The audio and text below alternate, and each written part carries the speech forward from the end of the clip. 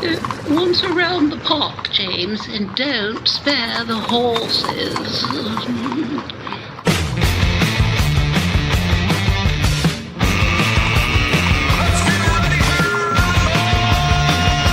It's showtime.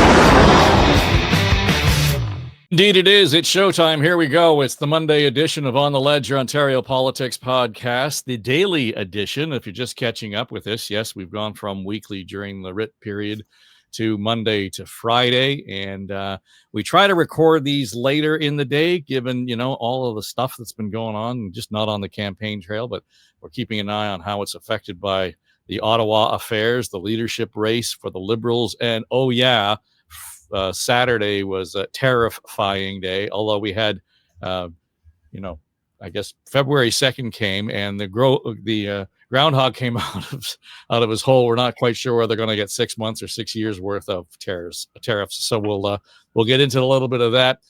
But as we record this, there is a meeting pending between Prime Minister Trudeau and President Trump. So again, a lot will be happening in the next hour as we go. All right, let's get to the crew around the table. Keith Leslie joining us, of course, a longtime contributor and partner here at On the Ledge.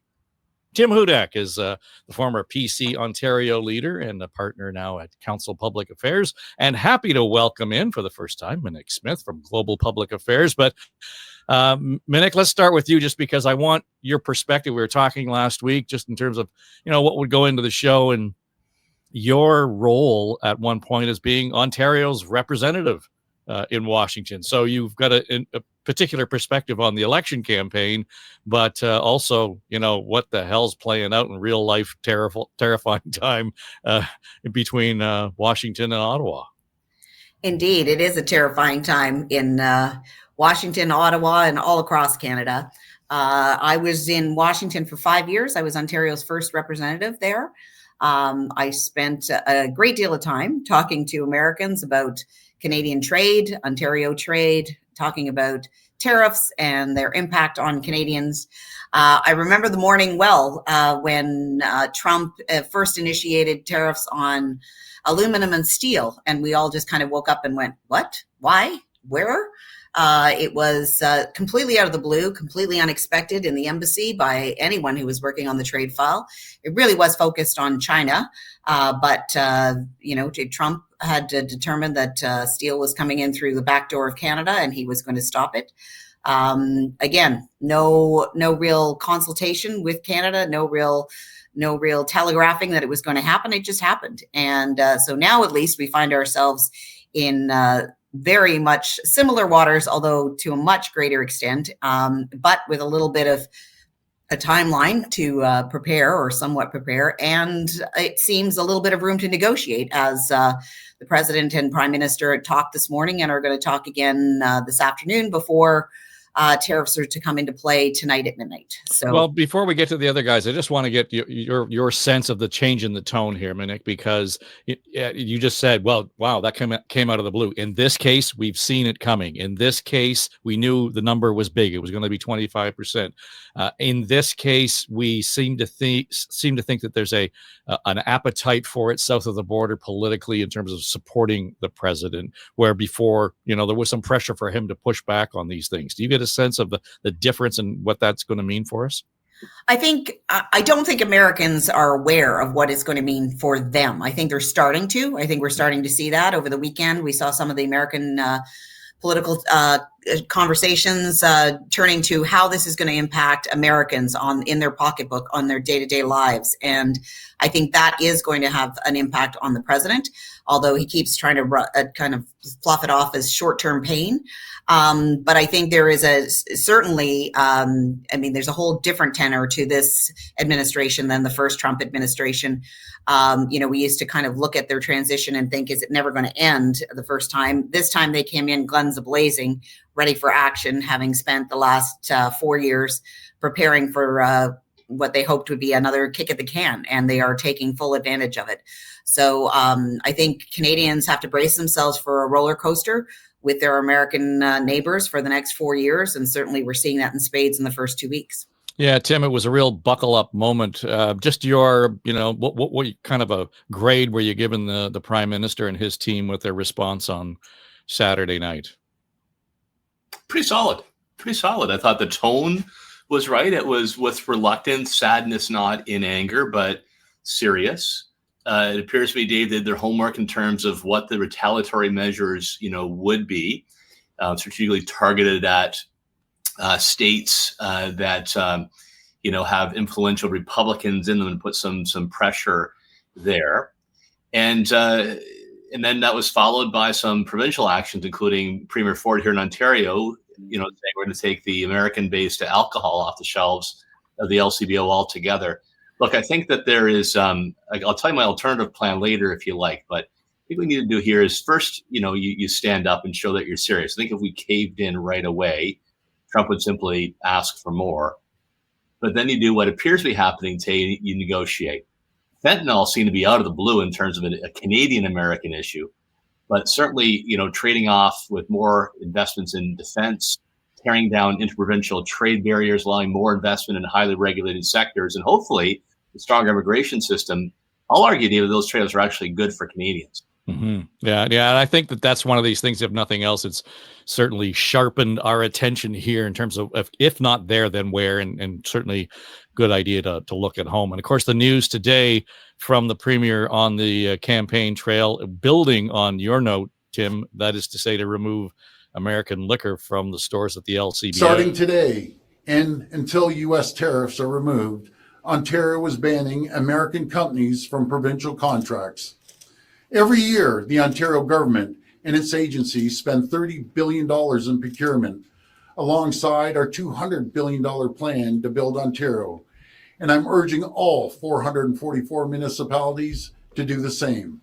U.S.-based businesses will now lose out on tens of billions of dollars in new revenues.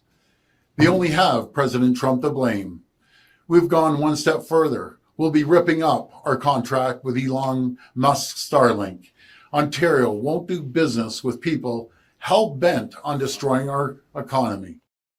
Well, and a good tone, right? I think there, Keith, but really amped it up based on the posture that Tim described the Prime Minister taking on Saturday. This is aggressive, and it may be playing well only because he started this whole thing by saying how disappointed he was in the president.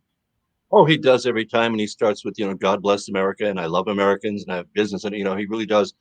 But he hit it bang on there. That's exactly what people wanted to hear, especially about that Elon Musk contract, that $100 million contract with Starlink.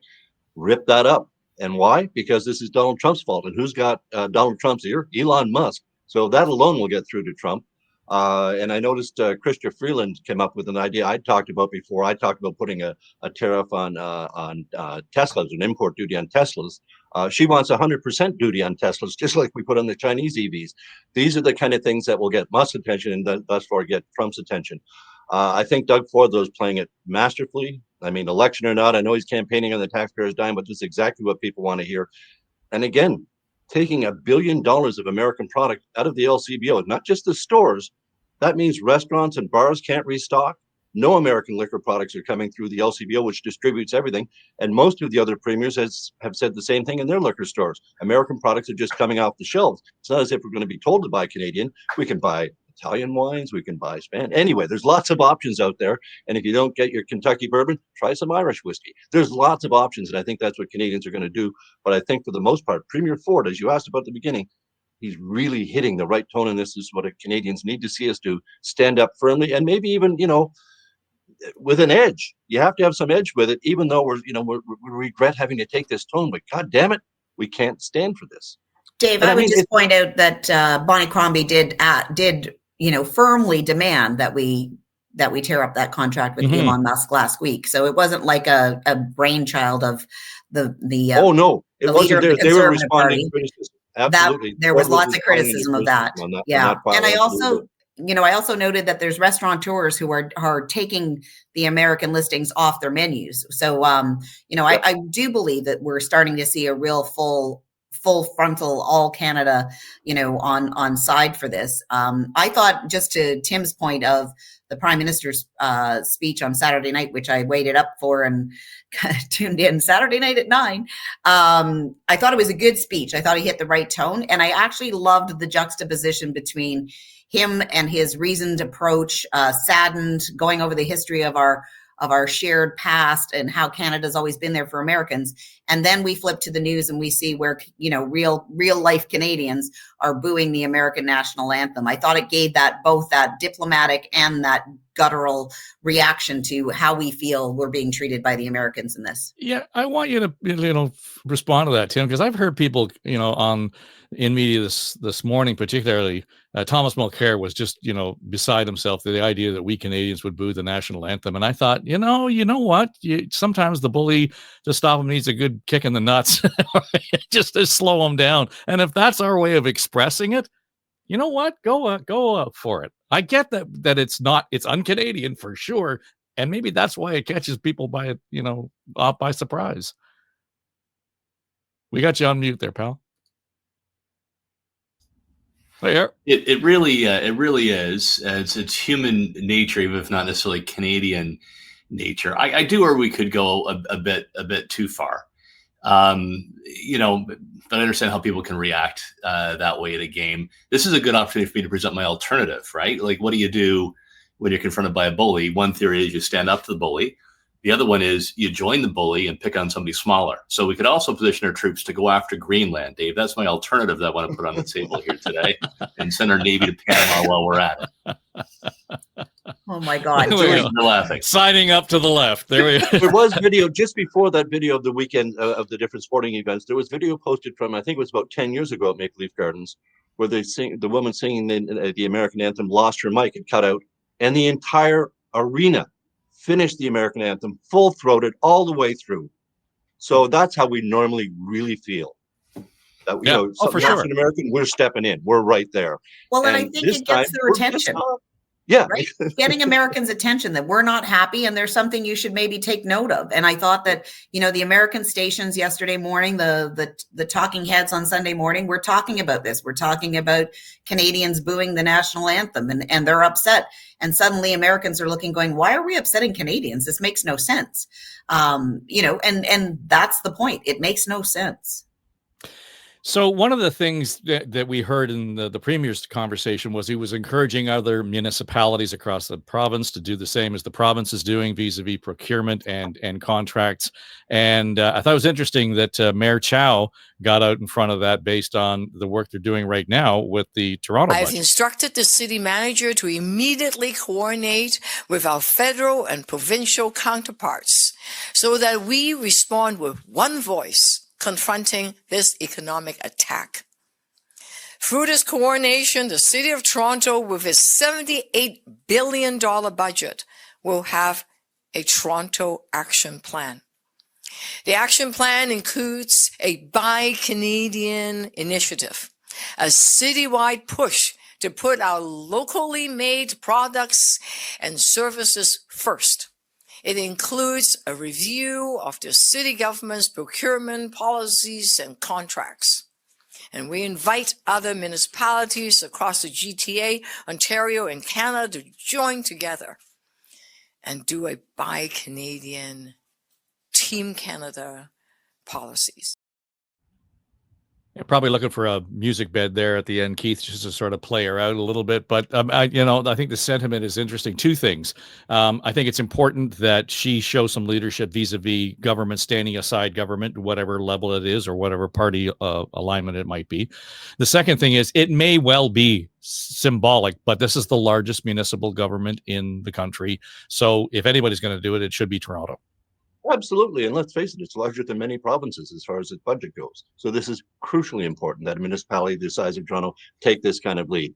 I think what we saw, though, and I think this is one of the issues I covered for years that never made any traction, the same as the high-speed rail has been studied since I had my entire career, and that's interprovincial trade tariffs or trade barriers. We're talking, we're just trading within Canada now, how we're going to finally address this, finally the Chamber of Commerce come out with a statement saying that basically the interprovincial trade barriers amount to about a 21% tariff that we impose on each other's products totally. So there's one area where we could absolutely pretty much offset the threatened 25% or the actual 25% that kicks in at midnight that Trump is putting on most of our products. So there's some options for us. And finally, I mean, there's been so much talk, as I say, I can't remember how often I've covered this. I covered a whole lot of premiers' conferences, Council of the Federation, where this would come up and just get pushed aside. Everyone's passionate about it, but no one would actually do it. So I think that's going to be something we really have to work on. And something else is going to be, there's been a lot of talk about, the oil and gas in Alberta and the auto sector in Ontario. They're coming after supply management. Trump was at it again today about eggs and milk and this kind of stuff. And we don't take their agricultural products. They're coming after supply management. And that's going to be a tough sell in Quebec. So Canada's got a huge fight on its hands. And I think showing them that you've declared economic warfare on us. And so we have to stand up and do as best we can. But I don't think in the end, I don't know if we have the capacity to manage them dollar for dollar. So we really have to get to the negotiations and get some actual negotiations going on, not just through the media with Trump. So two things, Tim. If there was a note of optimism today at all in terms of the way this is playing out, there seems to be a sort of a realignment in terms of the conversation with Mexico this morning. So, there seems to be some give and take there, and it opens up the door to say, well, okay, Canada's had a conversation already. The Prime Minister's coming back. We're going to meet again later in the afternoon. I had some questions. One of the things that the president pointed out was, do you know that we can't have American banks in Canada? And so, he wants that on the table, and he's being very, overt about it. And these are things that hadn't been on the table in terms of conversations prior to this. So we can say everything's on the table, but do we really want everything on the table? I think it's a good time to actually re-examine some of the long-standing barriers we have to choice, to competition, and investment in Canada that ultimately will create more jobs and hopefully better costs for consumers. Look, I'll remain the optimist as I have been since we started this coverage. Dave, it is a roller coaster. There's going to be some tremendous ups and downs. There'll be lots of twists and turns on a daily basis. Like as we record this, who knows what's going to happen by the time we put our heads down to bed tonight, right? But fentanyl was a phantom, right? This whole notion of the 25% tariffs based on all the fentanyl pouring across border in the States, I think was just Trump's excuse to trigger these emergency tariff powers. It made more sense. So why I'm feeling more optimistic today than yesterday, because now we're turning to what the real issues and grievances are. I'll reinforce it involves actually opening up more competition and choice, doing more in defense, and actually having a serious immigration priorities for our country. Ultimately, that's good. Well, Monique, I saw an interesting piece on the weekend, and it was written by an adjunct professor at Indiana University, and his specialty is negotiating. And he talked about Trump's approach. His posture is there will always be a winner or there will always be a loser. And that's his only way of dealing with this. And it clashes significantly in a world where we're talking about an integrated economy. We need integrated negotiation. So I don't know who gives or takes in that. But to Tim's point, you need to know what the rules are. You need to know what the ask is. And in the last 48 hours, the ask keeps changing. The ask keeps changing, and there's no rhyme or reason as to why he's doing this. I mean, his own media is questioning why he's doing this. The Wall Street Journal came out with an article, the New York Times, they're all like, why Canada? Why are we doing this? Now, in his most latest press conference, which was happening just before we came together, he's starting to talk about going after the EU. So that'll get the attention of the Europeans in a pretty quick manner. But I do think that I agree with Tim that there's some hope that we can see some, a little bit of a pause given what's happened with Mexico. Perhaps we can see a similar pause with Canada if we move forward. I mean, it seems that the pause with Mexico was brought upon by the Mexican president, who is a female, by the way. And I would just point out, because I listened to your broadcast last week, that Doug Ford's assertions that, no one can come up against Trump except him, and that Merritt Stiles and Bonnie Crombie are not qualified, has been proven very wrong this afternoon, with the female president of Mexico being able to put a little pause on the tariffs while others are still struggling. So I would just point that out. point for the women, and go back to, I think your point that we don't know what the rules are, we don't know what the asks are very much a challenge for Canadian negotiators because we're negotiating against ourselves. I mean, we saw the ambassador in the media, the Canadian ambassador to the U.S., Kirsten Hillman, who is a seasoned trade negotiator, in the U.S. media this week saying, like, we just want to know what the end game is. We want to know what he wants. We want to know what we're negotiating towards. No one seems to understand. Well, Keith, we're negotiating with somebody on the Trump side who hasn't yet been confirmed. Oh, well, not, last time, listen, when we did UXMA or the NAFTA renegotiation, we had no idea who was in charge of the negotiations. Neither did the Americans. We had American Congress people asking Canadians what they were hearing about the negotiations because they didn't know if it was the Secretary of Commerce or the trade negotiator who really had the pen. It was a very much a whole moving target kind of negotiation at the time. I think they're a bit more focused this time. It's just, I don't know how many people on the U.S. side actually know what the end game is. Sorry, Keith, I talked over you. No, that's quite all right. That's quite all right. My concern is, as you said, the ask keeps changing. Well, one thing that he didn't threaten Mexico or China with was an attack on their sovereignty or a suggestion that they become a state. And still, he still keeps spewing this stuff. And I know we want to make as little of it as possible and say it's just part of the negotiating tactic. But I think that's what's fired up most Canadians more than anything. And he did it again yesterday. And he was talking about how, if they didn't subsidize to, I think he's up to $300 billion a year now, that Trudeau told him Canada would not be an economically viable country. Well, he's literally declaring war on our sovereignty with this kind of talk. And as I say, I think that's what's fired up most Canadians more than anything. I mean, the tariffs are one thing, but this kind of talk about coming at us with the 51st state stuff, it's not a joke. It's beyond insulting. And as I say, it's one of the few unifying things that Canada has right now. So I think that's why the Team Canada approach is going to work. But for the most part, trying to figure out what the hell Donald Trump wants from one hour to the next is a mug's game.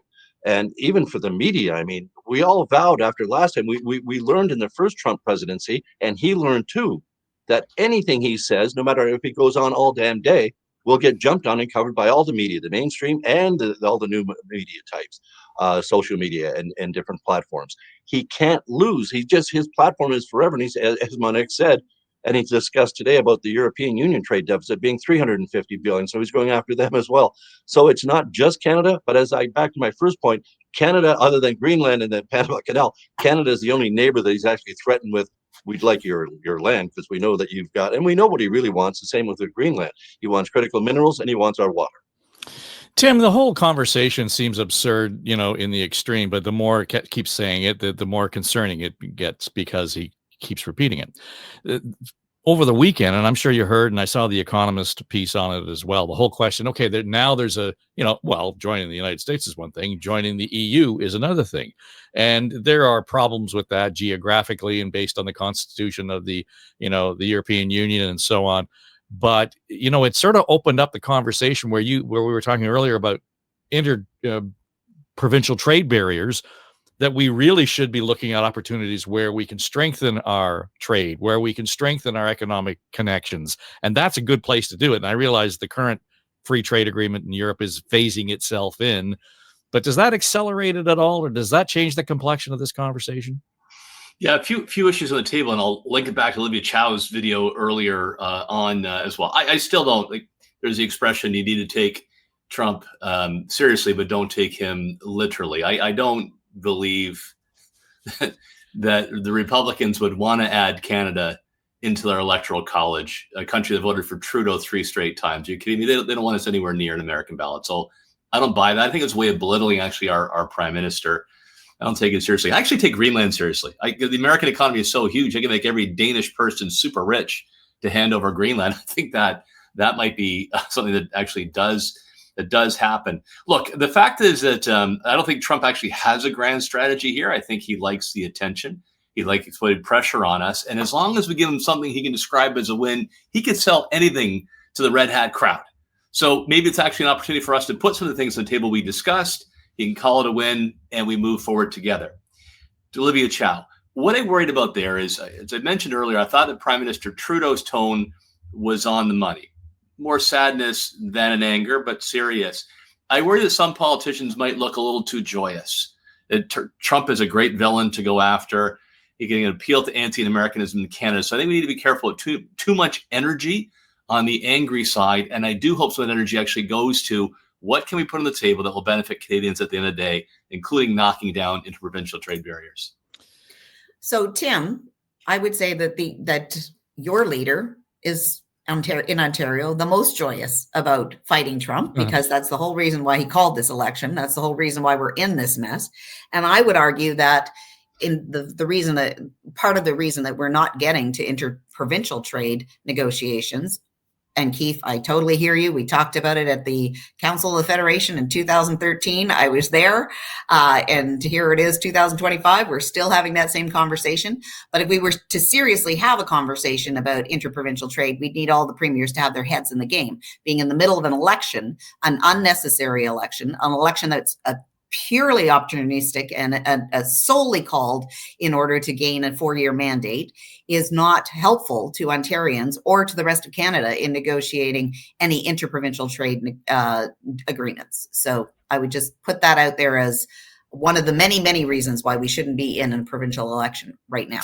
Yeah, look, and we are, right. So that is the reality to it. I can see if it supports the Protect Ontario plan, I can see the Premier pivoting towards addressing some of these barriers. Ontario's usually been one, as you know, Monique, from your own service in caucus and in cabinet, been one of the leaders to try to knock down these barriers.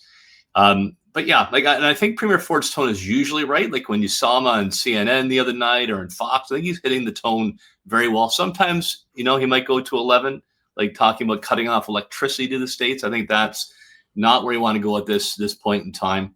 But in terms of how this campaign is shaping up, I'd agree, Monique. I think that Doug Ford will get a lot more votes from Ontarians than Donald Trump.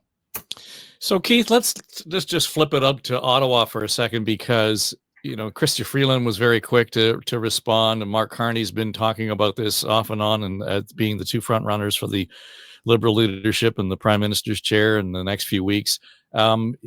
Does Doug Ford's presence on that stage actually overwhelm everything that they are attempting to do, or are they playing into the same kind of game? Well, I think it's to Ford's advantage, again. I mean, that we have this leadership vacuum in Ottawa, that we have a leadership race going on with the federal Liberal Party. Are we still considering that there's two front runners? I thought it was a Carney coronation with Chrystia Freeland running a respectable second, but not really in a position any longer to claim she's going to have a fighting chance to win that leadership. That could be me misinterpreting the scene that I'm seeing right now, but it seems Carney's way out in front there. To your point, though, Dave, it's hard for them to get any traction on this issue because it's the Prime Minister's job, and he's still in the job, and his cabinet is still there. They're not running for the leadership.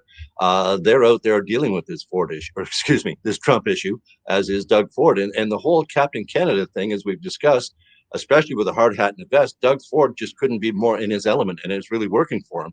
And to the point, to round it back sort of to Ontario politics and the Ontario election, how on earth are the NDP and Liberal leaders, Bonnie Crombie and Merritt Stiles, how on earth are they supposed to get in these stories about what they would do to try and protect us from Trump's tariffs when they're basically national stories? There's no room for the Ontario opposition parties to get into this. So this really, really plays for Doug Ford. And I think nationally as well, it's the rest of Canada, they've heard about Doug Ford, and they maybe, knew about him a little bit. They've watched him, and his performance seems pretty bang on with with the way most Canadians are feeling about what Donald Trump has done here. So I think all of this seems to play, for the most part, to Doug Ford's advantage. So interesting. Before we got on, and I've got 1,000 things going on. I thought, everything's happening so quickly. So I sat down with Erin this morning, my daughter, and she's the CEO at Story Studio Network, and she is big into the use of AI and Chat GPT. So I said, I need to stay on top of all of this stuff, and Google doesn't do it for me. So she showed me how to actually send out, commands to Chat GPT and find the most up-to-date stories on the 3 or 4 campaigns that are going on with the Greens, the NDP, and so on, right up to the Premier's campaign. And I said, I set it at certain hours, and at noon hour, boom, they all come flying in. And the Premier he must have had a dozen different angles on the story. Crombie had 4 or 5. Stiles had 4 or 5. Mike Schreiner had 1 or 2. But what I found remarkable, Tim, is that most of the stories that came up around the NDP and the Liberal campaign were 3 days old. Yeah. That was to me a suggestion of how the media is handling this. They're putting the media is putting the premier first, as opposed to the other two opposition leaders in terms of deadlines and urgency around the storytelling. Yeah, I mean, hence my joke that only Keith laughed at, but I thought it was funny. It's if you came in and watched this campaign outside Ontario, you'd think it's Doug Ford against Donald Trump, right? Those are the two candidates that have been running the last couple of days. But I've been there as an opposition leader. It is awfully hard to cut through. But at least when a campaign comes on, you get a stage and you get some light on you to drive your message. And whether you agree that there should be a campaign now or not, whether the mandate to be sought is legitimate or not, boy, tactically, this is a huge advantage to the Progressive Conservatives and Doug Ford. Because when Bonnie Crombie got off the strong message on healthcare in the opening day, Marit Stiles got hers out there about 407 tolls. Since then, it's been all Trump, all Ford, and really hard for the opposition leaders to get any time. Well, I mean, let's face it, the news is all Trump right now, and it has been since Friday, the countdown to Saturday. Dave, you're as guilty as anyone. You showed a clip of Doug Ford in his little vest or whatever the hell he was wearing today, fighting for the little guy. I didn't see it. I haven't yet. Maybe you've got one up. Show ain't over, Monique. Show ain't over. Show ain't over, but we haven't seen any clips of Bonnie or Merritt yet, and I think we should. So, but I mean, Tim, you're totally right. And that's why he called the election right now. He's been looking for an excuse for a year. I mean, last week you were kind in saying that he has been preparing the electorate. This is not a snap election. This is an early election, and he's been preparing the electorate. No, he has been waiting for an excuse. And this is the excuse that he's finally got to go to the polls and get himself a unneeded mandate. I mean, unneeded on two fronts. He's got 16 months left in this mandate, more than enough time to negotiate, to quote unquote, negotiate on behalf of Ontario. Secondly, he's not negotiating on behalf of Canada. Ontario is one of 13 provinces and territories in Canada. We have one national leader who is fighting on behalf of Canada, who will be talking to the President of the United States in 16 minutes. That is the leader of the country who is leading this fight. Do I think that provinces have a role to play? Yes. Did we have a role to play when I was down there? Absolutely. Mostly talking to governors, talking to the states where we had a bigger impact than on a national level. But this is all staged. This is all one big Doug Ford show. And I think it's unfortunate that the mainstream media is focusing on his big performance on this trade negotiation when we should be talking about healthcare and education and wait times, lack of doctors. And sorry, Keith, go ahead. I interrupted you. Why is Trudeau giving him the national stage? Why is it Doug Ford that's on all the American networks, on Fox, on CNN? Because he knows he can get a message to Americans, which he really wants to do, but he also can get as many Canadian eyeballs as he can doing any Canadian interview. Doug Ford has not done interviews with the Queen's Park Press Gallery since he got elected for the most part. He's never been on Steve Pakin's show, for goodness sakes. Every premier does that one, at least. He hasn't done that, but he'll do all these American networks, as they say, because he knows he's getting a huge Canadian audience with that, and he's getting through to the Americans. But why isn't Prime Minister Trudeau out doing all those interviews with all those Americans? I assure you the networks would rather be talking to a prime minister than a premier, who they're not even sure where he fits in the thing. They called him a Canadian government official yesterday on CNN. Oh, no. This really should be Trudeau's thing to be doing. Or conversely, come back to the provincial election. Monique, you have a very valid point. And the TV networks had better be very, very careful here, because they are absolutely supposed to be giving equal time to Merritt and Bonnie, the opposition parties, and Mike Schreiner, as we go through an actual writ period. So that doesn't seem to be being done right now. But again, it's hard for anyone to argue that Donald Trump is setting the news agenda for, well, the world, or certainly Canada and North America at this point, and certainly for today. Sure. And while Canadian networks have an obligation, whether they fulfill it or not, for equal time, CNN does not. Fox News does not. No. And this is a master stroke of tactics, whether you like it or not, to really dominate the cycle, squeeze out the other parties. And Dave, and Keith, Monique know this as well, right? You plan out every day of the campaign, your backdrop. How does that reinforce your message? Only Doug Ford can do a backdrop of the White House, and he'll do that, I bet, at least 2 times in this campaign. Well, he's going twice on taxpayers' dime during an election, which some would argue is not legal, but there you have it. We can debate that one next week. Well, and again, we flippantly throw around the phrase, the campaigns are not the time to talk about important issues, and that's one of them. I mean, clearly that's an issue that should be talked about, but gets pushed. Here's my question, and I think if there's a tactic by the opposition, they have to be able to take what's in front of them. That is the situation vis-a-vis Trump and tariffs, and turn it into their narrative on the campaign trail. And I'll take up your challenge, Monique, because I think today Bonnie Crombie did it well. We would have been working closely with all the premiers to present a united front to our counterparts in the South. We would be at our desks working today rather than calling a snap election in the dead of winter, hoping to secure another mandate when you already have a majority government and can govern until June of 2026. And that's the narrative in Ottawa, right? If we're really going to get any of this accomplished, we need the government to sit and actually put legislative muscle behind what it is we're complaining about and the measures we want to take.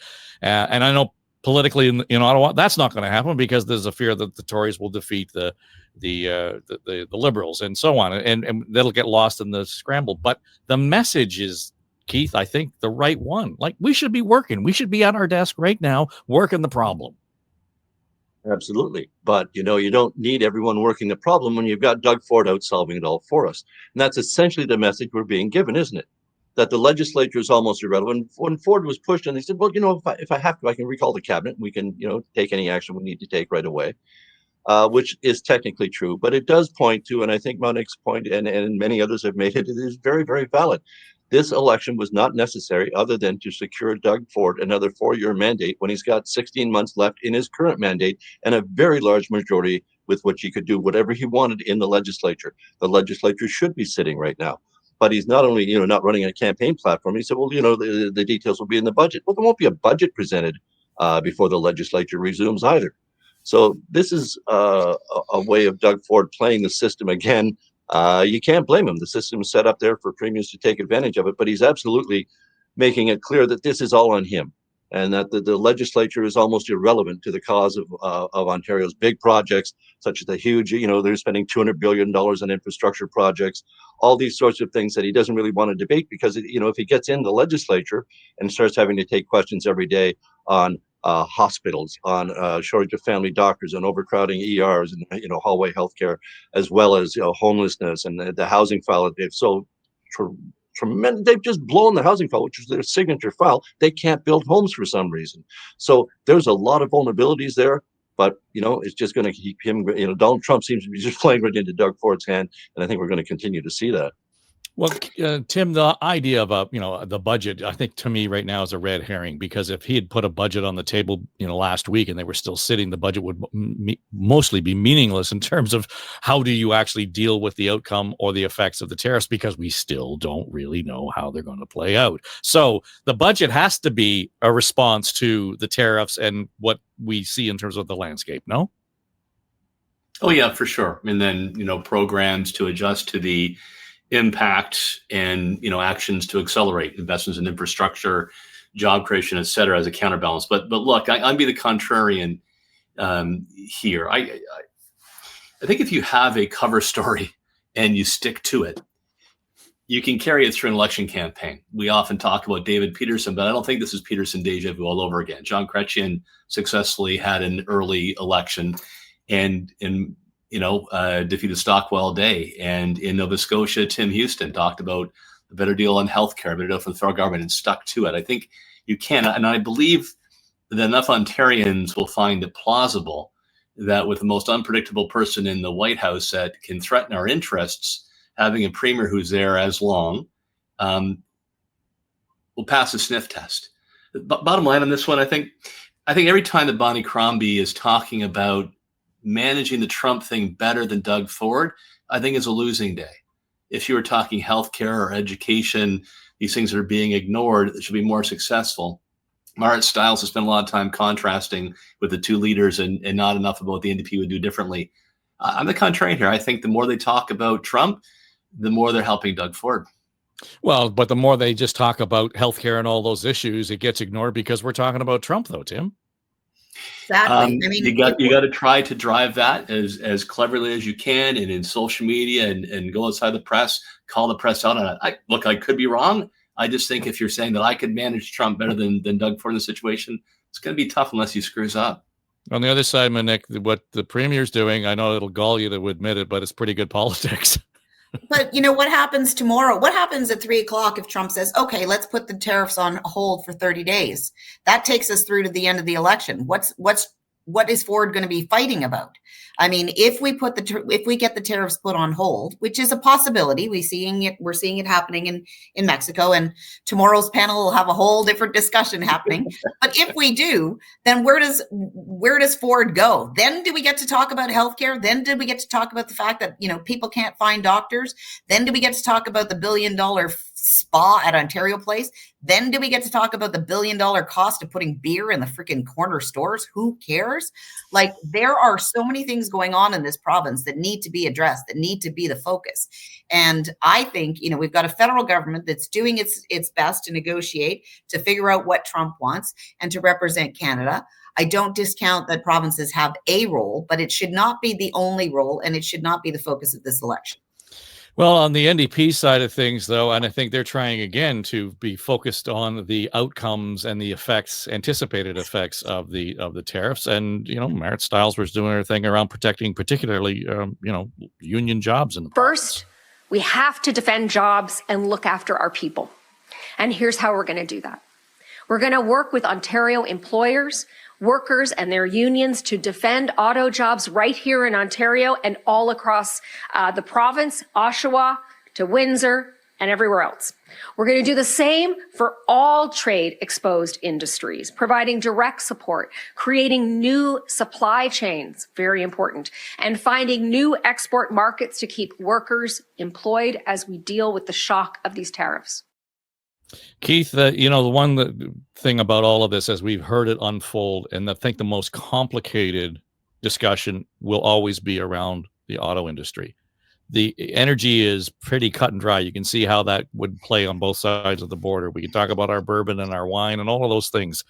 But the complications around the Ontario relationship with the United States vis-a-vis the auto sector, I think really is at the heart of a lot of what's going to go on here. And here's what worries me. That's kind of being pushed to the side a little bit with all the other shiny things that are going on. And I, living in Ontario, yeah, I'm going to feel it, but the whole country's going to feel it when the auto sector gets hit. Well, apparently from what the experts are saying, excuse me, the auto sector is going to get hit really quickly. And it's because of the just-in-time delivery. I mean, the auto pact is older than I am, for God's sakes. It goes back to 1965 or 64. It's a crucial thing between Canada and the United States, and it's almost representative of how good a relationship we have as far as our economies being intertwined. They talk about how many times that car part passes back and forth before the finished vehicle. But what's going to happen here? We've already heard GM has said they've got a plan to deal with Trump's tariffs, and what does that mean? And I suspect it means they're manufacturing everything in the United States like he wants. But in the short term, if these plants start being shut down within a week or 10 days because of the just-in-time delivery, it's not going to be just the plants in Oshawa and Windsor. It's going to be in Ohio and Michigan. And when those plants get closed down and those jobs start going, and in a very short order after that, we know an auto sector job is, I think, credited to 7 other spin-off jobs that are supported in the auto sector in itself. If that happens, what the hell happens there? So I can't see Trump ignoring that for very long. So the auto sector absolutely has got huge impact, especially in Ontario, but it's going to have an impact right across the country. And I think it's going to have a big enough impact in the United States on jobs. Remember, Ohio, that's J.D. Vance country. They're going to have to pay attention if the auto plants get closed that quickly. And I can't see, Flavio Volte from the Automotive Manufacturer Parts. So that's what they're saying, that this can only last a very short time before plants will be shut down and jobs will be lost. Monique? Yeah, no, Flavio Volpe, who's been on the file for a very long time and knows his stuff very well, has been saying this for all through the weekend and for weeks leading up to this, that this is going to have a huge impact, that the auto manufacturers are going to press pause until they figure out where we're going from here. Certainly, this is part of the end game that Trump is trying to engineer, and that's to reshore auto manufacturing to the United States. He talked about it in his press conference this afternoon. He was talking about more manufacturing in Tennessee and bringing the manufacturing back to Alabama and South Carolina. And then he talked about European cars and bringing those ones. Why are we importing Mercedes-Benz and Volvos and Volkswagens? I mean, he went after everybody this afternoon. But certainly that's part of his end game, is to try and reshore a bunch of jobs to the U.S., not just North America, but to the U.S. And I think that is an existential threat to our auto sector for sure. So, Tim, at what point, where's the balance? And I'm probably asking a question you won't actually know the answer to, but where's the balance in terms of the political calculus, if there's such a thing for Donald Trump, to say, I've got mileage up until this point, as Keith points out, because we're going to see job losses. One, the other side of this is ramping up capacity to offset those job losses. So, his phrase around, there'll be short-term pain, but people will understand it. I don't know that we know the answer to that, but that has to be part of this conversation. I'm not sure to what extent he really thinks all of this through, right? Because there's 10%, 5%, saying it out loud, but I get you. February 1st. I think it's gut. And while it's nonstop Trump coverage here in Canada, on the American side, we're now in the news. We weren't anywhere. So sometimes I think we overestimate how much they actually think through Canada. That's my theory. Anyway, I again, on the notion that Trump is, you need to take him seriously, but not literally. A 25% tariff, he's just so disruptive to the American supply chain. And you and Keith just walked through the impacts in Michigan and Ohio, two very important states of the Republicans that, they hope to capture a Senate seat. They're very close to Michigan last time around. I think this is really about taking a stand, getting some kind of deal that he can sell to the red hats, and then, focus on more important international issues, as opposed to fentanyl pouring across the border from Canada, which is really, again, a phantom. So one of the things I heard over the weekend, and it's facetious, but it kind of gets back to the first, bit of this conversation, Monique, on the weekend was, let's pull the plug on them, particularly in Pennsylvania, because all those people watching the Philadelphia Eagles on Super Bowl Sunday won't be able to watch the game. Or, there is that sense of fun about it, but there's a deep rooted, I don't know about you, Facebook groups popping up all over the place on how I can buy Canadian. I think that's going to actually play a role in turning heads on this side of the border in terms of how we message this, in terms of what it is we, stand up for or stand up against. I think there's definitely a rallying cry that's being heard. And I think, to the LCBO's credit, and note that I'm not giving credit to the premier here, but the LCBO as a corporation, had the signs by Canadian Alternatives or something that they're putting in the spaces of the empty spaces of the American products. I think that's sending a message, and I think people are going to tune into that message. And I think it is a rallying cry. It, in a space where I think Canadians, normal Canadians in my riding of Nipissing, who feel like, what can we do? Like there's, what can I do as a person? If you tell me, okay, I can go and buy Canadian Club instead of Kentucky bourbon, I'm going to feel like, okay, I'm doing something for Canada. Yeah, I think, Tim, that response we haven't seen like that as intensely in other situations as far as this is concerned, vis-a-vis, any kind of economic tit for tat between the Americans and Canada. I think it underlines how serious it is. Yeah, I'm trying to think of a parallel, and I can't off the top of it. Well, it is deadly serious, right? If this actually were to come to pass, it would knock us into recession, probably 2 to 3 points off growth, and handicap our ability to grow manufacturing jobs if we can't tap into the largest market on the planet. It does reinforce a Canadian pride. It is probably ultimately healthy to know more about Canadian products we can have back home. But I will confess on the ledge, I did stock up with 3 bottles of bourbon on Saturday. I was thinking of you. I know. Didn't you hear me earlier? Irish whiskey is very close to Kentucky bourbon. If I come to your fridge, I better not see any Florida oranges, young man. I mean, come on. I love my oranges too. It's so sad. Come on. You border people, that's the issue. You're just too close to the border. But ultimately, the more we can communicate with Americans, right? The more we can, whatever leverage, average person to leaders, to business leaders, to industry associations, about the impact this will have on the American consumer and inflation. It's probably a good thing that the stock market took a pretty heavy dip when it opened up on Monday morning as well. That's going to be our route forward. Well, listen, we'll leave it there. Lots to talk about. Monique Smith, we hope you'll come back. That was good to get your insights on this. Thank you.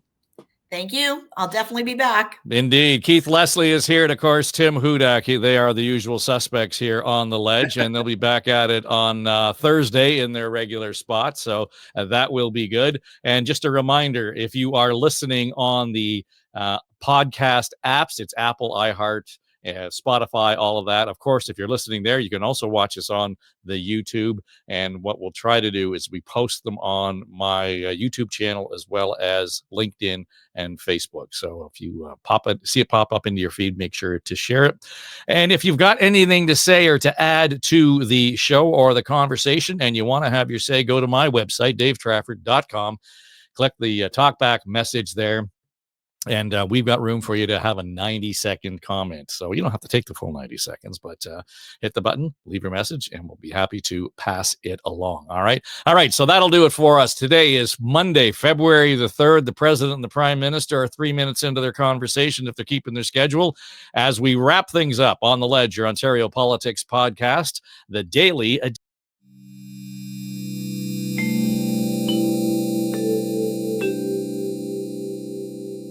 This is SSN Story Studio Network.